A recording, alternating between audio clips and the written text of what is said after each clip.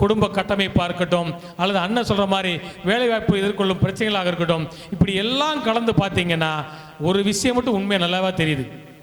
இன்றைய இளைஞர்கள் எந்த பொறுப்புகளையும் ஏற்றுக்கொள்வதற்கு தயாராக இல்லை. அதான் உண்மை. ஏற்றுக்கொள்வதற்கு தயாராகவே இல்லை. அவன் போக்கில் விட்டுறணும். அவன் என்ன முடியுமோ அதை செய்வான், அவ்வளவுதான். அவனை எதிர்த்து கேள்வியும் கேட்கக்கூடாது, வேலைக்கு போகணும்னு சொல்லக்கூடாது, நல்லா படின்னு சொல்லக்கூடாது. ஒரு பொறுப்படுத்தி செய்ய, குடும்பத்தில் பொறுப்படுத்தி செய்ய, இந்த ஊரில் ஒரு நிகழ்ச்சியை பொறுப்படுத்தி செய்ய அப்படின்ட்டு சொல்வதற்கு யாராலையும் முடியவில்லை. நல்லா பாருங்க, இன்னைக்கு தை பொங்கல் முடிஞ்சிருச்சு, முடிய போகுது. இன்றைக்கு இந்த 11 மணிக்கு எத்தனை ஊரில் நிகழ்ச்சி நடக்குன்னு நினைக்கிறீங்க?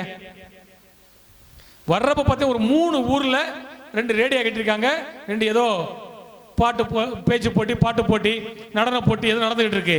அப்படி பார்த்தீங்கன்னா இங்க 100 ஊர்கள் கடந்து செல்லும் போது ஒரே ஒரு ஊர் இந்த தொம்பக்குளம் மட்டும்தான் இன்னியும் உறங்காம இந்த நிகழ்ச்சி நடத்திக்கிட்டு இருக்கிறோம். ஆனா எல்லா இடத்துலையும் இருக்குதா? இல்லவே இல்லை. அப்படி நிறைவு பார்த்தோம்னா அரட்டைங்கத்தோட நிறைவு பகுதிக்கு வந்துட்டோம். நிறைவாக ஒரு விஷயத்தை சொல்லிடுறேன். இன்றைய இளைஞர்கள் ஸ்மார்ட் லைஃபுக்கு வந்தாச்சு. ஸ்மார்ட் லைஃபுக்குள்ள வந்துட்டோம். மிக சுலபமாக வாழ்வது எப்படி என்கிற சிந்தனையில் இருக்கிறோம். அப்படி இருக்கிறவங்களுக்கு பொறுப்பு ஒரு கடினமான சூழல். பொறுப்பு என்பது மிக சவாலான விஷயம். ஆனால் அதை ஏற்றுக்கொள்வதற்கு இன்றைய இளைஞர்கள் தயாராகவே இல்லை.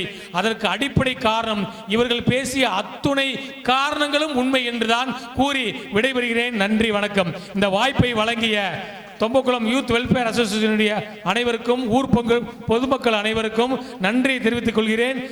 மிகவே சந்தோஷம். இந்த டி-ஷர்ட்டை போட்ட உடனே எனக்கே ஒரு தைவாள மிகப்பெரிய ஒரு பொறுப்பில் இருக்கிற மாதிரி ஒரு சந்தோஷம். எனக்கு அவ்வளோ சந்தோஷமா இருந்துச்சு. ஒரு பையன் வீட்டில் போட்டோம்.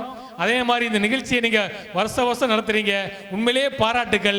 இளைஞர்களை தயவு செய்து சொல்கிறேன், இந்த தலைப்பு அடுத்த தலைமுறையில் உங்களுக்காக இந்த தலைப்பு நீங்கள் ஏன் ஏற்றுக்கல?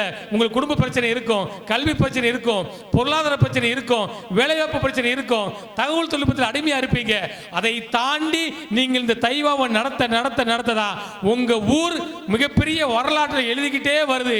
ஒரு நாள் நிச்சயம் உலகம் முழுக்க உங்க பேரை சொல்லத்தான் போகுது.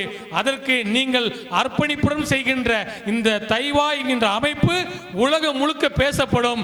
அதற்கு தலை வணங்குகிறேன். நீங்கள் தொடர்ந்து இந்த முன்னெடுப்பை நிச்சயம் செய்ய வேண்டும்.